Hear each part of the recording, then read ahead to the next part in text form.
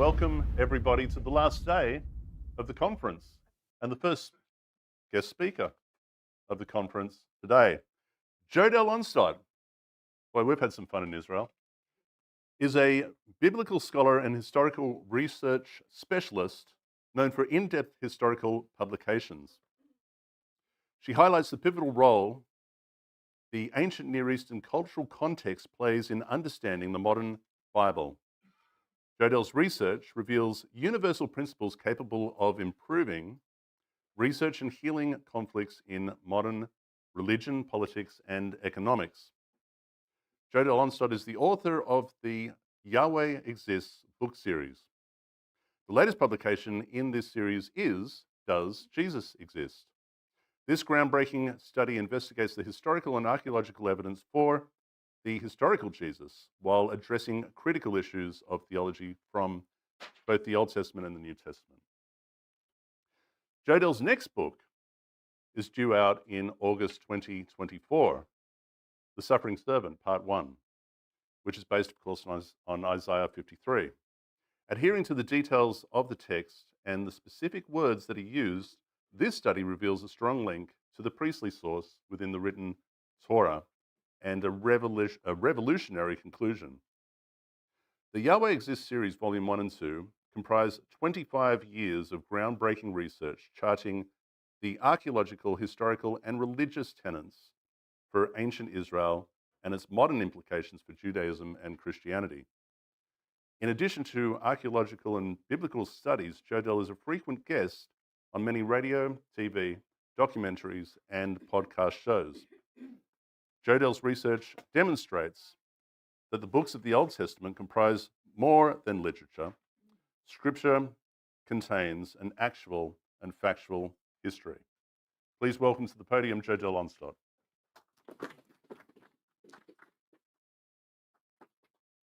Good morning. It's great to see you all this morning. So how many people did their homework and actually read the handout? Woo! Hey, this is a group above par. So we're going to go through this. So today, I've titled this, What is Our Hope in the New Covenant? But I really could have just as easily titled this Yahweh's Plan of Salvation, because they're really interconnected. So I'm going to discuss three ideas. Number one, the new covenant's ties to the past or the old covenant. Number two, what changes, the million-dollar question. And number three, what is our hope for the future? So I'm going to go through this pretty lightning quick because I'm on a timer today. They know how I like to go over. And I'm just going to highlight the major points. I encourage each of you to go back and to study and to read these sources for yourself. So Jeremiah in chapter 31, verse 31 through 34, talks about a new covenant. And there are some specific things that he states about this. Number one, the new covenant will not be like the old covenant. It won't be like the Sinaitic covenant where Yahweh gave it to them in the land of when they came out of the land of Egypt. And it won't be a covenant that is purely external. It will become internalized. It will become written on our hearts. It will become a part of us. And it will lead to everyone knowing Yahweh. So as I read through this, it presented several questions for me. I've been around Bible-believing people. I've read a lot of scholarship, and I was left with questions. What I found in common, whether it's scholars, theologians, just plain believers, is this idea that this new covenant totally obliterates the stipulations, rules, regulations of the old covenant. That has been a very, very common belief, especially a tradition that I was brought up with. So my question was, is this a realistic expectation? If the law is written in our hearts, does that mean that the physical stipulations of the law are no longer applicable? It also led me to question, was Jeremiah contradicting the law? I left all options open when I worked through my questions. So if the law is written in our hearts, how does that affect the new covenant? And I wanted to know about a contradiction. One of the things that I found when I did my research for Volume 1 is that every single patriarchal covenant was incorporated into a new covenant that was given. So you have the Noahic covenant, it's incorporated into the Abrahamic covenants. You have the Abrahamic covenants that just keep rolling, like the promise of blessing of multitude of seed. That is reiterated throughout every single covenant until it comes to the national covenants made with Israel.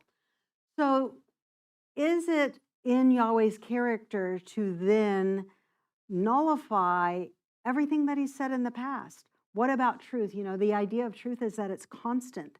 If Yahweh is a God of truth, if God does not change, then can he change the stipulations and regulations of the old covenant? So again, for me, it came down is there a contradiction? So what I did is I felt like I had to have a real grounding in the past. I can't challenge what Jeremiah is saying unless I'm well grounded. And what I found was that Deuteronomy states something regarding the type of covenant or the type of law that Yahweh gave at Mount Sinai and reiterated in the plains of Deuteronomy. And that is, it is called a fiery law. And this type of fiery law is something that's very, very specific. It's the idea, and you find this if you look for it as you're reading about the giving of the covenant. You know, Yahweh comes down on Mount Sinai. He's seen as this consuming fire by the general congregation of the children of Israel. And this idea of Yahweh as a consuming fire is reiterated over and over again. Exodus 24, verse 17, Yahweh was like a devouring fire. In Deuteronomy 4:24, Yahweh is like a consuming fire. He's a jealous God. And then you get to the Song of Moses. And the Song of Moses just takes this idea of a consuming fire and amps it up. I mean, this is like 1,000-fold. This is Yahweh. This is his anger. It is called the day of Yahweh, or we grew up with the day of the Lord. And in Deuteronomy 32, verse 22, it states, "A fire is kindled in my anger, and it will burn to the lowest parts of hell, and it will consume the earth with her increase, and the fire is set on the foundations of the mountains." Finally, Deuteronomy 33, verse 2, refers to this as a fire law. So what I want you to take away from this part, because we're going to come back to this in a little bit, just remember that the type of covenant that was established throughout the wilderness experience is a fire law or a fiery law. And when you violate it, it basically consumes those who violate its precepts. So just kind of put that aside for a moment. Now, Jeremiah gives us several specific traits regarding the new covenant, ways in which the new covenant is not like the old covenant. In fact, he gives us 4 specific things. In Jeremiah 29, verses 11 through 14, Jeremiah states, "For I know the thoughts that I have towards you, says Yahweh, thoughts of peace and not of evil, to give you an expected end." To give you an expected end. So what are these thoughts of peace? Number 1, Israel will not have an end to themselves as a people or a nation.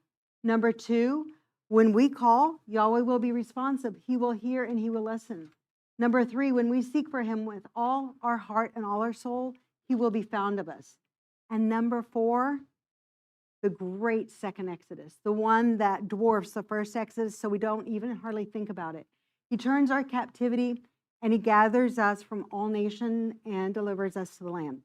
Earlier this morning, James was mentioning Amos, where we are sifted through all nations and not the least little grain is left in any nation. Yahweh reestablishes us. What Jeremiah describes in these verses is the antithesis, the exact opposite of the Sinai Deuteronomic covenants. Both the Sinai and the Deuteronomic covenants establish an expected end to the children of Israel, both as a people and as a nation.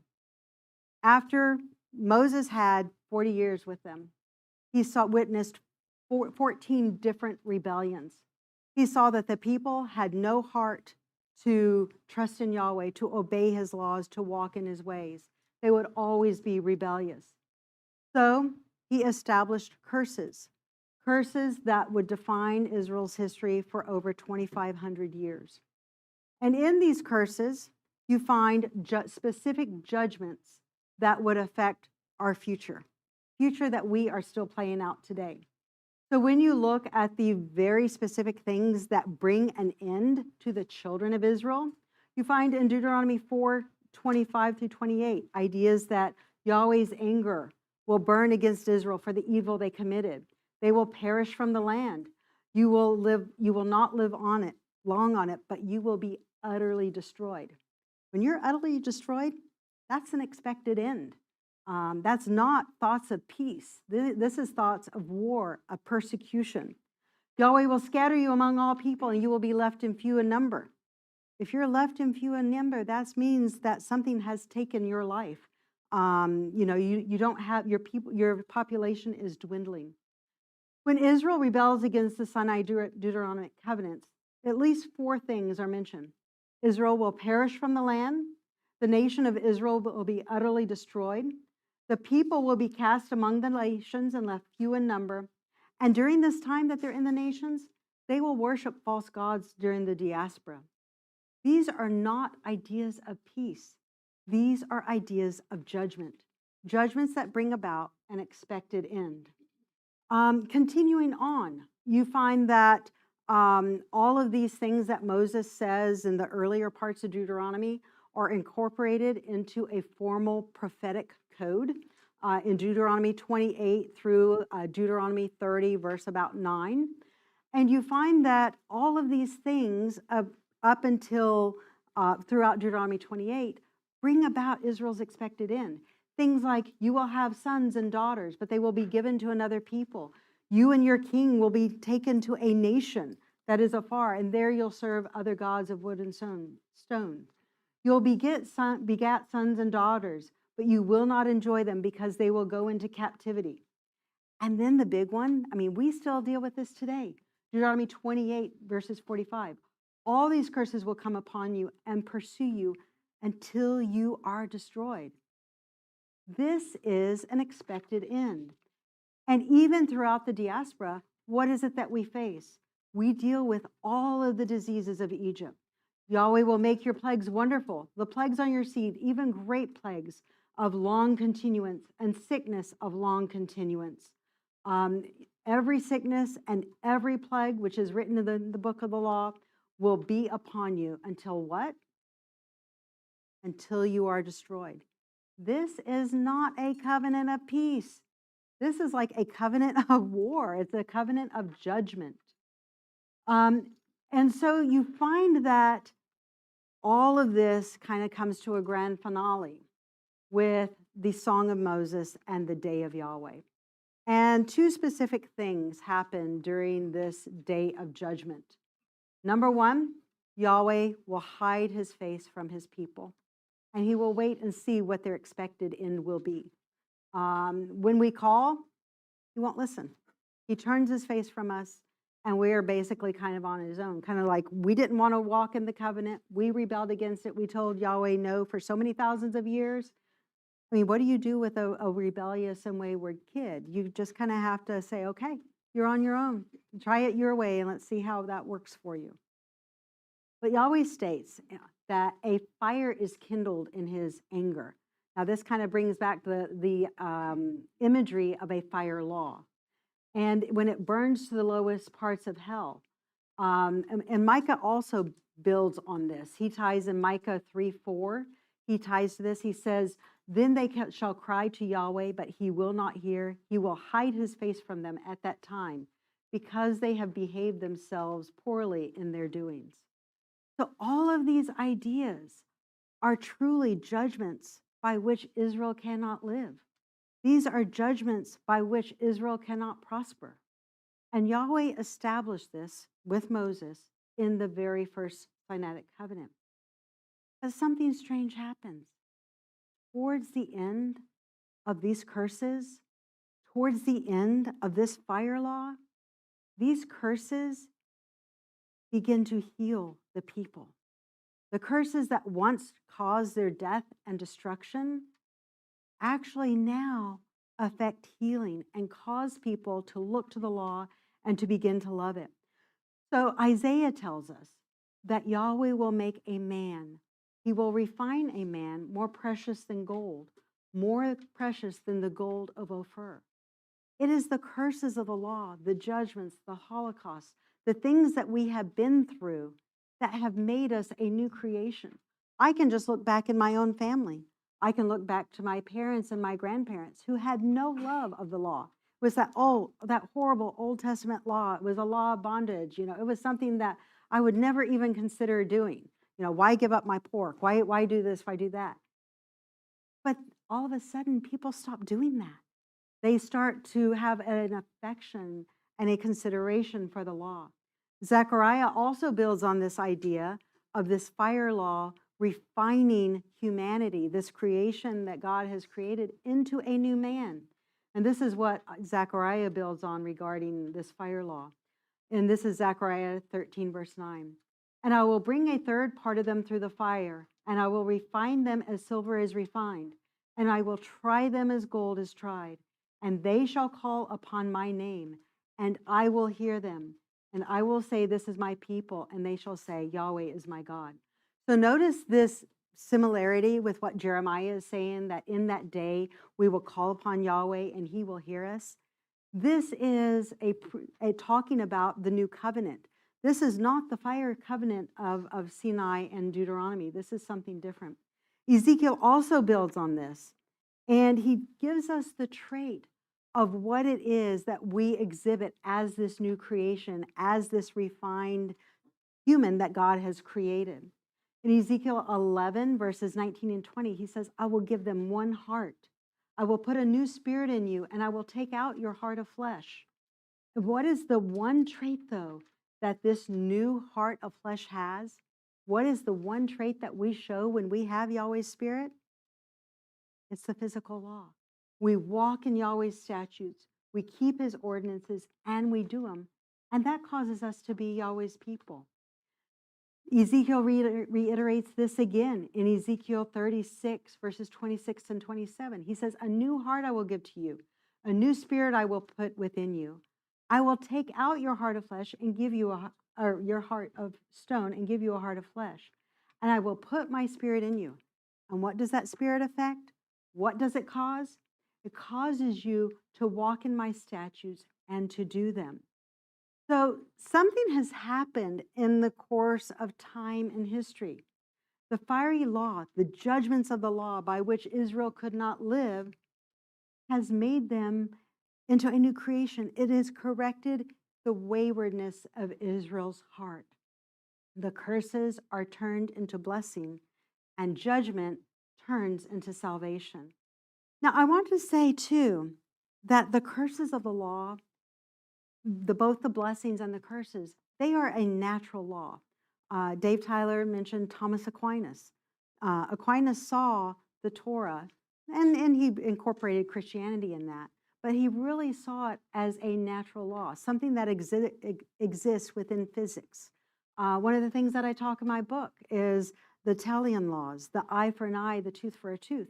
In physics, we know this as the opposite, the action-reaction law, where for every action, there's an opposite and equal reaction.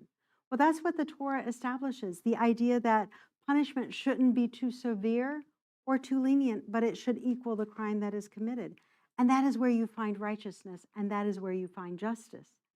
So you find that in the end of these curses, Israel begins to be healed, and there is an awakening. All of a sudden, something happens. After time, people begin to look to the law, and they notice something. They look at the land of Israel, and they say, wait a minute, this is a desert. Is this really the promised land? And in Deuteronomy 29, verses 22, it states, the generation to come, the children that will rise up after you, we're the children that take your place. They will say, what means Yahweh's great anger against this land? where it is salted and burning and brimstone, and nothing will grow on it. You know, when David Horowitz went to Israel in the early 1900s and in the early late 1800s, you have accounts by Mark Twain that talk about the vast desertness of the land of Israel. Well, we're beginning to see that change because of the early pioneers. The land is being reclaimed. Those curses that were on the land, they are in the process of being healed because Yahweh has given Israel the technology, given wisdom, knowledge, and understanding on how to heal the land from its generational curses. And something happens. Something happens to which Jeremiah refers to. In Jeremiah 30, verse 24, he states, "The fierce anger of Yahweh shall not return until he has done it, until he's accomplished it, until he has performed the intents of his heart." But you know what? You will not understand it until the latter days. Until we have been through it and we have this perspective of time, and we have the vantage point of hindsight, you know, the old saying, hindsight is 2020. We can look back through history, we can look back through time, and we can see how Yahweh's anger, how his curses, the judgments that he has applied has affected healing, and how in the long run, Yahweh did it for our good. But Jeremiah 30, verse 24 is a bridge between the old and the new covenants because it is a reflection, it is a looking back, and it is a awakening. Both talk about this idea of Yahweh's fierce anger, and it is really this part of this fire law that is in Israel's past. It is accomplished. It is finished. So now for the $1 million question. What changes? What changes with the new covenant? You know, and this was my inquiring minds wanted to know. Well, quite surprisingly, there's one important change. What changes is us. It's not Yahweh that changes. We are the ones who change. We lose our lust and our desire for sin, where we're always walking contrary to the law of Yahweh. We have focused on it. We have fallen in love with what Yahweh has written, and we internalize it. It becomes a part of us. So we no longer desire to walk in that age-old thing where we're constantly hitting our heads against the same proverbial wall. We actually begin to learn cause and effect. And we say, you know, every time we do this, it just really doesn't work out so well, so let's not do it. Micah 7:19 through 20, this has become one of my favorite verses. It says, "He will have compassion on us. He will vanquish our iniquities. Yes, you will cast all their sins into the depths of the sea. And then you will return truth to Jacob." Return truth. It means that this truth has been lost. "You will return truth to Jacob and unchanging love to Abraham, which you swore with our forefathers from the days of old." This marks the end of the reign of sin. This marks the end of humanity seeking a path that does not work and a path that leads to destruction.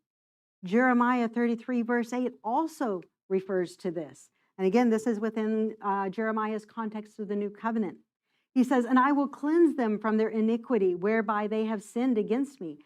And I will pardon their iniquities, whereby they have sinned, and whereby they have transgressed against me." You know, when Yahweh cleanses us from sin and from our iniquities, it means that we're not doing those old things anymore. We're actually trying a new path and a new way.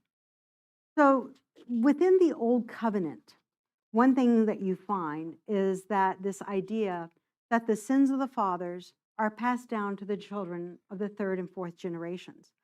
But one thing that both Ezekiel and Jeremiah state, they say, in that day, no longer will the sons be put to death for the sins of their fathers, but each man will die for his own sins. So how does that work? And the answer is simply the parents, They stop the dysfunctions. They stop the cycle, that Titler cycle that continues generation after generation. They stop, they consider their ways, and they actually choose to do what is right in Yahweh's sight. So when you're doing what is right in Yahweh's sight, there aren't sins to pass down. That doesn't mean that we never sin, but what it means is that when we do sin, we confess our sins and we get back on the right path. We're no longer rebellious where we continue in that wayward path. Now, this idea of each man dies for his own sins, for me at one point of time, I thought of this as something where it was part of the new covenant in the New Testament. But when you look at this, it's really the antithesis of anything that the New Testament would teach or the New Testament would embrace. Because if every man dies for his own iniquity, no one is dying for us. Ezekiel also refers to this in Ezekiel 18, and he reiterates this point when he states, because both Jeremiah and Ezekiel deal with this concept of the proverb that Israel had of the fathers eating sour grapes and their children's teeth being set on edge. And they both say, in the future, you can't use this proverb because it's not going to happen. People are going to finally get it. They're finally going to awaken. And Ezekiel states, the soul that sins, it shall die. So this cannot be the New Testament's new covenant. Now, there's something old and something new in the original law and the original set of covenants that Yahweh gave to the patriarchs and to ancient Israel. I'm going to say something very controversial. Not that I've ever backed away from controversy or anyone here has ever backed away from controversy. But what I'm going to tell you is that Jeremiah's new covenant is actually a continuation of the old covenant. Because the old covenant, within Deuteronomy 30, verses 1 through 9, establishes a day wherein Yahweh will issue an everlasting covenant and a covenant of peace that he will never again take away. But there are two things that have happened with this new covenant. Number one, the curses of the law, the judgments, the prophetic law that told of diaspora, that told of disease, all of that has been fulfilled. Those prophecies, that day of judgment is in Israel's past. It's been accomplished. However, the stipulations, the rules, the regulations, the way of life that Yahweh teaches us to live, is still intact. It remains, and it still continues. It's a natural law. Yahweh does not abrogate natural law. It continues. So in Deuteronomy 30, verses 1 through 9, Yahweh establishes everlasting salvation. It is not temporary, but it's eternal. But there is one huge change, which I'm going to share with you in just a moment. So you find that within the Old Covenant, it allows and it establishes a new covenant in Israel's future. And this occurs after Deuteronomy 29, verses 22 through 28, where Israel has begun to awaken, where Israel has begin to ask questions. What are these curses of the law? And then it states in Deuteronomy verse 30, it states that when all these things have come upon you, both the blessing and the curse, so this is the idea that it's in the past, that I've set before you, you will call them to mind in the nations where Yahweh has banished you. So when this process begins to happen, Israel is still in diaspora. They have not yet been restored to the land. It says, and you will return to Yahweh your God, and you will obey him with all your heart and all your soul as I have commanded. So this process begins. And I really see each and every one of us are the beginning of this process. We are the pioneers in this process. We are the ones that are beginning to awake. And not just us. Sometimes, it started for some of us earlier. And for a lot of people, it will even begin maybe 5, 10, 15 years from now. But the process is well underway. So Moses establishes very specific promises within Deuteronomy. In Deuteronomy 7, verses 12 through 16, He says, because you will listen. And again, there's this causal effect. Because you will listen to my judgments and you will keep them and do them, eventually Yahweh will remove all sickness from you. He will heal the sicknesses and the diseases that we have suffered through for the past 2,000 years. Again, in Deuteronomy 11, verses 18 through 25, there's this causal thing where God says, write the commandments on your doorpost, seal them on your hearts, so that I may bless you. Again, it's conditional. It's natural law. When we walk in this natural law, it affects its own blessing and its own salvation. And again, in verse 22, Deuteronomy 11:22, it says, be careful to keep this commandment that I am commanding you. And again, it's causal so that Yahweh may bless you. So how is the old covenant not like, or the new covenant not like the old covenant? For me, what I have found is that the old covenant, the fire covenant, was a type of covenant that was a trial by ordeal. It was an if then. If you do this, then this is going to happen. And when curses did not correct people, it really mounted up until this torrent of anger and this torrent of just horrific judgments that we've seen the last 2,000 years. But the new covenant that Yahweh is going to establish with Israel is different.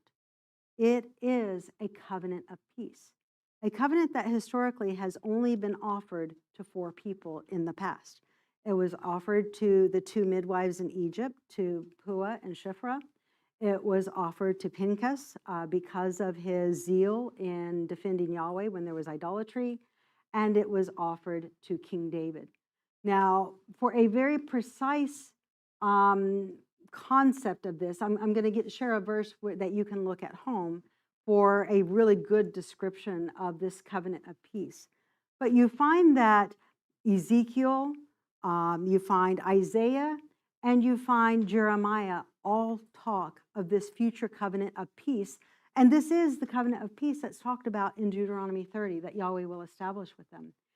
In Ezekiel 34, verses 25 and 26, he states, I will make a covenant of peace with them. I will cause evil beasts to cease out of the land. This hasn't happened yet. Israel is surrounded by evil beasts that continually attack them, as we saw on October 7th. It says, and they will dwell in their land safely. They will sleep, and none will make them afraid. So what is our hope in the future? What is the hope that we have in the new covenant? It is this idea that God will deal peaceably with us. No one will make us afraid. And so then Jeremiah actually gives us a little description of what this new covenant of peace does. In Jeremiah, this is going to be 30, verse 11. He says, for I am with you, says Yahweh, to save you. Though I make an end of all nations where I scatter you, I will not make a full end of you, but I will correct you in measure, but not leave you altogether unpunished. So a covenant of peace is correction with measure. It's not this horrific day of judgment, this fire that just burns out of control and consumes all those who violate the principles. Now, a covenant of peace, a really good description is found in what the covenant that God made with David. You can find that in 2 Samuel 7:14 through 16. I encourage you guys to look it up. And a really good analogy is like the old Israel, the rebellious Israel. Yahweh really dealt with them kind of like he did King Saul. And then the obedient Israel, the people in whose hearts have internalized Torah and love it and keep it, obey it and do it, he deals more with them like King David, where even when they rebel, he still shows mercy. Things that a covenant of peace entails is a sure house. Yahweh acts as a father who shows mercy, and the mercy does not depart. And the children of Israel are not offered this type of covenant until the curses heal them and make them into a new creation. Let's go to Ezekiel 37, 26 through 28, because this is another prophecy. And then I'm going to share, as I wrap up, one of my favorite verses that just speaks so strongly to me. But Ezekiel 37, 26 through 28 states, moreover, I will make a covenant of peace with them. It will be an everlasting covenant with them. And I will place them and multiply them, and I will set my sanctuary in the midst of them forevermore. My tabernacle also will be with them. Yes, I will be their God, and they will be my people. And the heathen around about will know that I am Yahweh, who does sanctify them, when my sanctuary shall be set in the middle of them forevermore. So the divine law, its statutes, its judgments, we're actually doing it. We're living it. We're walking it. It becomes a part of us. Now, I have a question, because this was something I read over many, many times, and it never really resonated with me. After the flood, what did God promise Noah regarding the flood after it occurred? Never again what? Never again flood the earth. That way he would never again judge the earth by a flood, right? By a flood. Turn to Isaiah 54, 7 through 10. And notice this promise. So this is what Isaiah writes. For a small moment I have forsaken you, but with great mercies I will gather you. And a little wrath I hid my face from you, but it was but for a moment. With everlasting kindness I will have mercy on you, says Yahweh your Redeemer.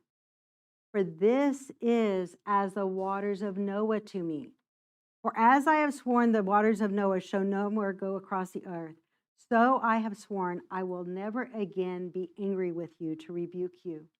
For as the mountains shall depart, the hills will be removed, but my kindness will not depart from you, neither shall my covenant of peace be removed from you.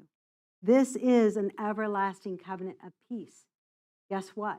The hiding of the face, the forsaking us, the not hearing us when we call, the diaspora, all of that is as the waters of Noah. It will never happen again. And Yahweh is swearing that he is swearing that it will never happen again. Now, Ezekiel also builds on this. Turn to Ezekiel 39, 25 through 39, because this ends with a promise. And this promise is based on Deuteronomy 30, verses 1 through 9. And this is what Ezekiel tells us will happen. Therefore, says Yahweh, our God, and now I will bring again the captivity of Jacob. I will have mercy on the whole house of Israel, and I will be jealous for my holy name. After they have borne their shame and their trespasses. And that's what we've done for the last 2,000 years. We have borne our shame and our trespasses. Leviticus states that we pine away in our iniquities. And that's what our past has been. But now we are healed and we are being regathered. And he says, I will gather them, and they will dwell safely in their land, and none will make them afraid. When I have brought them again from all the people of the earth, and I have gathered them out of their enemies' lands, and I am sanctified in them out in the sight of many nations, then they will know I am Yahweh their God, which caused them to be led into captivity among the heathen. But I have gathered them into their own land, and I have left none of them any place anymore. But here's the key. This is my favorite part. Neither will I hide my face any more from them, for I have poured my spirit out on the whole house of Israel. That is a promise. And with that promise, when we call to him, he will answer. He will be responsive. Before we call out, he will answer us. There will be no more wars. There will be no terrorism. There will be no genocides or holocausts. We will dwell in peace. And Yahweh will give this covenant of peace. Jeremiah also states this as part of the new covenant in Jeremiah 24, verses 6 and 7.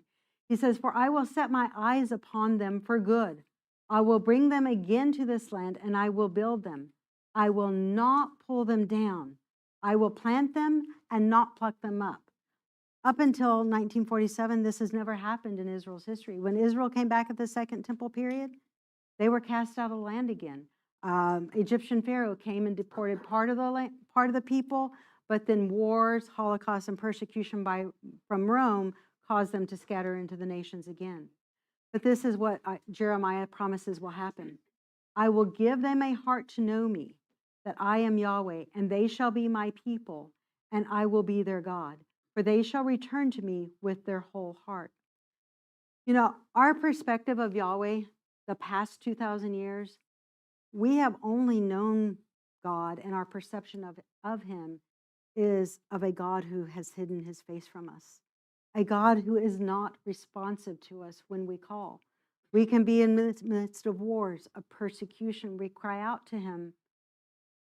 There isn't always an answer. There isn't always salvation. There could be for select individuals, but it isn't for a nation and for a community. But this changes. And I'm going to say something revolutionary, and that is we are awakening. We are this generation that is coming, that we look at each and every one of us. We have inherited traditions of our forefathers, some of it truth, some of it lies, but we're actually returning to Scripture. We're questioning what we have inherited, and we're trying to compare it to the written text. Does it add up? Does it measure? And we are this generation that is coming, that is awakening, that is returning to Yahweh with all our hearts and souls. A lot of us, we have given up friends. Family has turned against us. It hasn't come without a cost. But you know what? There is so much joy in it. And we haven't even begun to see the joy that is associated with this. We are just at the tip of the iceberg. And it's in this covenant of peace where nations begin to beat their swords into plowshares, and nations no longer learn war anymore. Now I'm getting emotional because this is what our hope is. Pulling a Betty. So I'm going to close with the promises from Jeremiah 32, verses 37 through 42. Now, I want to make one more point regarding the new covenant. The new covenant, when you look at it, it actually looks a lot like the Moses scroll. When you look at it, the curses directly correspond to the blessings. So that does play a huge part of it. But it is very, very much tied more to a covenant of peace. It is not this fire covenant, this covenant of judgment that was in the past. It is a covenant of peace. So this is the promise that Jeremiah 32, and we're going to begin in verse 37, and he actually reiterates this twice. He says, "Behold, I will gather them from all countries, whether I have driven them in my anger and in my fury and in my great wrath. And I will bring them again to this place, and I will cause them to dwell safely. And they shall be my people, and I will be their God. And I will give them one heart and one way." This is exactly what Ezekiel says. One heart and one way, that they may fear me forever, and I will do good to them and to their children. And I will make an everlasting covenant with them, that I will not turn away from them. So what is the key point of this everlasting covenant? Yahweh will not turn away from us. Even when we sin, he will not turn away from us. And he will do us good. He will put fear in our hearts, and we will not depart from him. Yes, he will rejoice over us to do good and to plant us in the land with all his heart and with all his soul. For thus says Yahweh, like I have brought all this great evil upon this people, so I will bring upon them all the good that I have promised. So this is our hope that we have for the future. This is something that has not yet occurred and has not yet happened. But let me tell you, there is so much hope. You know, most people today are looking for this horrific time of judgment that's coming. But when I look to the law, when I look to what Yahweh has established, it appears that it is salvation and peace for Israel's future and not an expected end.